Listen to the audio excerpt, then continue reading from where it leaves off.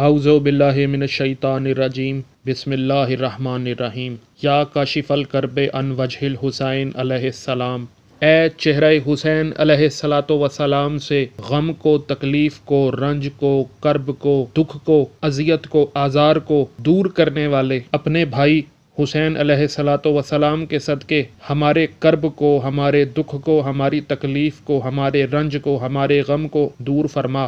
سامعین، یہ دعا ہم شیعان علی علیہ الصلاۃ والسلام اپنی دکھ تکلیف کو دور کرنے کے لیے اپنے اللہ سے جب مانگتے ہیں تو کچھ جھوٹے توحید پرست اعتراض کرتے ہیں کہ غم تو فقط اللہ ہی دور کرتا ہے، کرب اور تکلیف تو فقط اللہ ہی دور کرتا ہے، حضرت عباس کیسے غم کو دور کر سکتے ہیں؟ یا ان کا دعویٰ یہ ہے کہ اللہ والے کام غیر اللہ سر انجام نہیں دے سکتا، ان کے نزدیک اللہ کے سوا بادشاہ کوئی نہیں، ان کے نزدیک اللہ کے سوا داتا کوئی نہیں، ان کے نزدیک اللہ کے سوا مالک کوئی نہیں، ان کے یہ تمام عقائد خود آیات قرآنی کے مخالف ہیں۔ یہ مثل ابلیس ہیں، چونکہ شیطان کی اولاد ہیں، کیونکہ شیطان بھی بڑا اللہ والا تھا، اللہ کو تو بہت مانتا تھا مگر اللہ کی نہیں مانتا تھا، اللہ کی فضیلت کا تو قائل تھا مگر اللہ کے بندے کی فضیلت کا منکر تھا۔ تو آئیے آج انہی کی کتاب سے دکھاتے ہیں کہ کیا اللہ کا بندہ غموں کو دور کر سکتا ہے یا نہیں۔ کتاب بہت مشہور و معروف ہے، کتاب کا نام سیرت حلبیہ ہے، جسے ام السیر یعنی سیرتوں کی ماں کتاب کہا گیا ہے۔ یہ کتاب برہان الدین حلبی نے لکھی تھی، جو غیر شیعہ شافعی امام کے پیروکار تھے۔ یہ کتاب عربی زبان میں بھی چھپی ہے اور اردو زبان میں بھی۔ عربی زبان والی سیرت حلبیہ میں واضح طور پر لکھا ہوا ہے کہ جب حضرت حمزہ علیہ الصلاۃ والسلام کی شہادت ہوئی تو نبی کریم صلی اللہ علیہ وآلہ وسلم نے فرمایا، یا کاشف الکربات۔ کاشف کہتے ہیں عربی زبان میں دور کرنے والے کو، اور کربات جمع ہے کرب کی۔ تو نبی علیہ الصلاۃ والسلام فرما رہے ہیں، اے غموں کو دور کرنے والے۔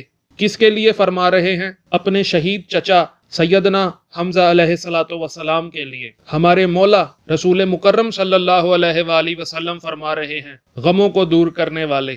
اور آج کا چندہ خور ملا کہتا ہے کہ اللہ کے سوا کوئی غم کو دور نہیں کر سکتا۔ بڑا توحید پرست ہے ملا، ہمت ہے تو لگاؤ فتویٰ علی کے مولا پر۔ قارئین، اب آپ کے سامنے اردو زبان میں ترجمہ کی گئی اسی سیرت حلبیہ سے یہی روایت دکھانے لگا ہوں۔ یہ ترجمہ دیوبندی مترجم ملا محمد اسلم قاسمی، جو فاضل دیوبند ہے، نے کیا ہے۔ جلد اس کی 4 صفحہ 206 ہے اور سرخی ہے، چچا کی لاش پر گریہ بے اختیار۔ لکھتے ہیں کہ حضرت ابن مسعود رضی اللہ تعالی عنہ سے روایت ہے کہ ہم نے حضرت صلی اللہ علیہ وآلہ وسلم کو اتنا روتے ہوئے کبھی نہیں دیکھا جتنا آپ صلی اللہ علیہ وآلہ وسلم حضرت حمزہ علیہ الصلاۃ والسلام پر روئے۔ آپ صلی اللہ علیہ وآلہ وسلم نے لاش کو قبلہ رو کر کے دیکھا، پھر آپ جنازے کے پاس کھڑے ہو گئے اور اس قدر زار و کتار روئے کہ آپ پر غشی طاری ہو گئی۔ اس وقت آپ صلی اللہ علیہ وآلہ وسلم لاش کو مخاطب کر کے کہتے جاتے تھے، اے رسول خدا کے چچا، اے اللہ کے شیر، اے رسول خدا کے شیر، اے حمزہ، اے نیکیوں کے کرنے والے، اے حمزہ، اے برائیوں کو کھونے والے، اے رسول خدا صلی اللہ علیہ وآلہ وسلم کے محافظ۔ تو سامعین، جو اصل عربی کتاب ہے، اس میں یا فاعل الخیرات یعنی اے نیکیاں کرنے والے کے بعد یا کاشف الکربات یعنی اے غموں کو دور کرنے والے کا کلمہ بھی موجود ہے، لیکن دیوبندی مترجم اسلم قاسمی نے علمی خیانت کا مظاہرہ کرتے ہوئے یا کاشف الکربات کا ترجمہ ہی نہیں کیا۔ اے غموں کو دور کرنے والی عبارت کو مترجم پیپسی کی طرح پی گیا ہے، کیونکہ اس سے ان کے خود ساختہ عقیدے کا پول کھل جانا تھا۔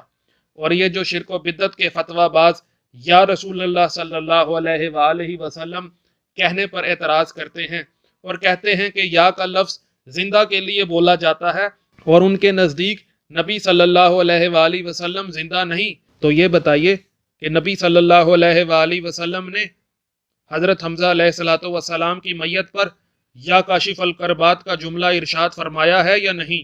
اب انصاف پسند سامعین اور ناظرین، آپ خود ہی فیصلہ فرمائیے کہ اگر ہمارے مولا نبی صلی اللہ علیہ وآلہ وسلم اپنے شہید چچا کے لیے یا کا لفظ استعمال کر سکتے ہیں تو اسی نبی کے بیٹے حسین علیہ الصلاۃ والسلام کے لیے اسی نبی کے بھائی علی علیہ الصلوۃ والسلام کو ہم یا علی یا حسین کیوں نہیں کہہ سکتے؟ اگر نبی صلی اللہ علیہ وآلہ وسلم اپنے شہید چچا سید الشہداء حضرت حمزہ علیہ الصلوۃ والسلام کو یا فرما سکتے ہیں تو ہم سید الشہداء اور سید شباب اہل الجنہ امام عالی مقام حسین علیہ الصلوۃ والسلام کو یا کیوں نہیں کہہ سکتے؟ اگر نبی اپنے چچا علیہ الصلوۃ والسلام کی دردناک شہادت پہ زارو کتار رو سکتے ہیں تو ہم امام حسین علیہ الصلوۃ والسلام اور 72 شہدائے کربلا پر کیوں نہیں رو سکتے؟ اور یہ جو ملا کہتے آئے ہیں کہ امام حسین علیہ الصلوۃ والسلام کی شہادت پر غم نہیں کرنا چاہیے بلکہ خوشی منانی چاہیے، تو ان سے میرا سوال ہے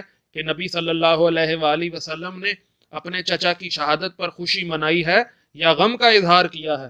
اگر غم کا اظہار کیا ہے تو ہم بھی امام حسین علیہ الصلوۃ والسلام اور ان کے انصار و اعوان پر ہونے والے ظلم و ستم پر غم کرتے ہیں۔ اور یا کاشف الکرب عن وجہ الحسین علیہ السلام اکشف کربی بحق اخیک الحسین علیہ السلام، ہمارا استغاثہ ہے، ہماری التجا ہے، ہماری اپیل ہے مولا علی علیہ الصلوۃ والسلام کے سیدہ ام البنین سلام اللہ علیہا سے ہونے والے بیٹے غازی عباس علمدار علیہ الصلوۃ والسلام سے، کیونکہ جب کربلا میں امام حسین علیہ الصلوۃ والسلام بے یار و مددگار ہو گئے تو یزید کے لشکر میں غازی عباس علمدار علیہ الصلوۃ والسلام ہی وہ ہستی تھی جو امام حسین علیہ الصلوۃ والسلام کے دکھ تکلیف کو دور کر سکتی تھی۔ بے شک اللہ ہی غم کو، دکھ کو، تکلیف کو دور کرتا ہے، کبھی نبی کے ذریعے، کبھی فرشتے کے ذریعے، کبھی عام انسان کے ذریعے، کبھی قرآن کے ذریعے، کبھی قرآن کی صورتوں کے ذریعے، کبھی صدقے کے ذریعے۔ آپ کو ایک مثال سے سمجھاتا ہوں، کیونکہ ہم کم عقل لوگوں کو، ہم کم علم انسانوں کو مثالوں کے بغیر سمجھ نہیں آتی۔ کچھ دیر کے لیے اپنے تصور قدا میں منظر کشی کیجئے۔ فرض کر لیجئے کہ ہم ایک شادی کی تقریب میں شریک ہیں، بارات آنے والی ہے، سب دولہا بھائی کے انتظار میں ہیں۔ جیسے جیسے وقت گزرتا جا رہا ہے انتظار کی شدت میں اضافہ ہوتا جا رہا ہے۔ اب وہ وقت آ چکا ہے جب دولہا نے آنا تھا لیکن بارات نہیں آئی۔ پریشانی کے آثار لڑکی کے اہل خانہ کے چہرہ پر نمایاں ہونا شروع ہو چکے ہیں۔ طرح طرح کی خبریں آ رہی ہیں۔ کوئی کہہ رہا ہے کہ باراتیوں نے آنے سے انکار کر دیا ہے، کوئی کہہ رہا ہے کہ دولہا کی گاڑی حادثے کا شکار ہو گئی ہے، کوئی کہہ رہا ہے کہ باراتی ٹریفک میں پھنس گئے ہیں۔ اب جوں منفی خبریں مل رہی ہیں ویسے ویسے لڑکی کے گھر والوں کے چہرے پر پریشانی کے، کرب کے، تکلیف کے، دکھ کے آثار نمایاں ہیں۔ کچھ لوگوں نے دعائیں مانگنا شروع کر دی، کچھ لوگ تسبیح کرنا شروع ہو گئے، کچھ لوگوں نے اپنے سورسز لڑانا شروع کر دیے کہ یا اللہ میری مدد فرما، یا میرے مولا میری مدد فرما۔ اب جیسے ہی اللہ والوں نے اللہ کو پکارا تو اللہ نے دعا مستجاب کی، اللہ نے دعا قبول کی اور دولہا باراتیوں کے ہمراہ نمودار ہو گیا۔ اب جن کے چہرے پر کرب کے تاثرات تھے، جن کے چہرے پر تکلیف کے آثار نمایاں تھے، وہ دلہے کو دیکھ کر خوشی میں تبدیل ہو چکے ہیں، تکلیف شادمانی میں بدل گئی ہے۔ تو اب دعا تو مانگی اللہ سے تھی مگر کرب اور تکلیف دلہے میاں کو دیکھنے سے ختم ہو گئی۔ تو غازی عباس علمدار علیہ الصلوۃ والسلام بھی وہی ہستی ہیں جو چہرہ انور امام حسین علیہ الصلوۃ والسلام سے تکلیف کو عطائے الہی سے دور کرنے والے ہیں۔ جو عباس جنت کے سردار امام حسین علیہ الصلوۃ والسلام کے چہرہ اقدس سے غم کو دور کر سکتے ہیں، وہی عباس جنت کے مشتاق انسانوں کے چہرہ سے غم کو دور کیوں نہیں کر سکتے؟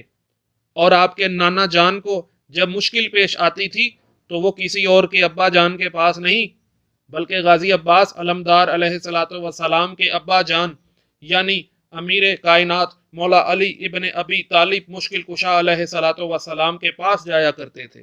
اور جب علی ان کی مشکل حل کر دیتے تو آپ کے نانا ابو کہا کرتے تھے کہ اللہ ہم پر وہ مشکل نہ آئے کہ ابو الحسن ہم میں نہ ہو۔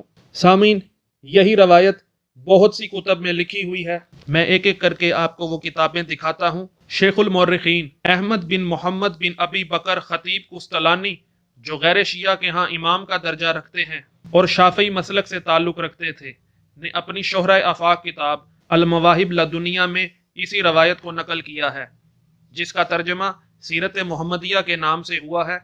یہ کتاب شبیر برادرز اردو بازار لاہور سے چھپی ہے، جلد اس کی 2 اور صفحہ 279 ہے۔ اس میں لکھا ہے کہ ابن شازان کے نزدیک ابن مسعود رضی اللہ تعالی عنہ کی حدیث سے یہ ہے کہ ہم نے رسول اللہ صلی اللہ علیہ وآلہ وسلم کو حمزہ بن عبد المطلب رضی اللہ تعالی عنہ پر اس شدت سے گریہ وزاری کرتے دیکھا کہ اس سے بڑھ کر گریہ وزاری کرتے ہوئے ہرگز نہیں دیکھا۔ انہیں قبلہ کی جانب رکھا، پھر ان کے جنازہ پر آپ صلی اللہ علیہ وآلہ وسلم کھڑے ہوئے اور بلند آواز سے اس قدر روئے کہ آپ کی ہچکی لگ گئی اور غش آ گیا۔ روتے ہوئے آپ فرماتے تھے، یا حمزہ، یا عم رسول اللہ صلی اللہ علیہ وآلہ وسلم، اسد اللہ و اسد رسولہ، یا حمزہ، یا فاعل الخیرات، یا حمزہ، یا کاشف الکربات۔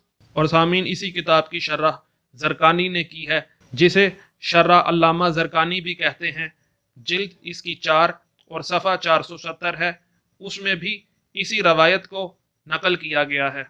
اور سامعین، حسین بن محمد بن حسن دیار بکری، جو غیر شیعہ کے ہاں امام اور شیخ کا درجہ رکھتے ہیں، نے اپنی مشہور کتاب تاریخ الخمیس جلد 1 صفحہ 442 میں بھی اسی روایت کو نقل کیا ہے۔ اور سامعین، محدث، مورخ، حافظ اور غیر شیعہ کے ہاں امام کا درجہ رکھنے والے محب الدین ابی العباس احمد بن عبداللہ بن محمد تبری مکی متوفہ 694 ہجری نے اپنی مشہور کتاب ذخائر العقبہ صفحہ 306 میں بھی اسی روایت کو نقل کیا ہے۔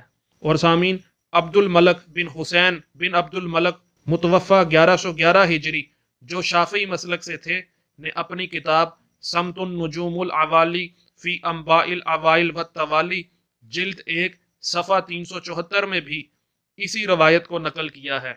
اور سامعین، غیر شیعہ کتاب نہایت الاعجاز فی سیرت ساکن الحجاز صفحہ 174 میں بھی اسی روایت کو نقل کیا گیا ہے۔ سامعین، انشاءاللہ غیر شیعہ کتب سے ہی آپ کو دکھاؤں گا کہ جو لوگ یہ دعویٰ کرتے ہیں کہ اللہ کے سوا غم اور تکلیف کو کوئی دور نہیں کر سکتا، تو ان کی کتب میں کون کون عطائے الہی سے غم اور تکلیف کو دور کرنے کا باعث بنتا ہے۔ اور میں تمام مومنین کو نصیحت کرتا ہوں کہ اس دعا کو اپنے گلے کا تعویذ بنا لیں اور اس دعا کو کثرت کے ساتھ پڑھا کریں، تاکہ اللہ محمد و آل محمد علیہ الصلاۃ والسلام کے صدقے میں ہماری تمام مشکلات کو دور فرمائے اور ہمیں ظالم حکومت سے نجات دے۔ الہی آمین۔ اللہم صلی علی محمد و آل محمد۔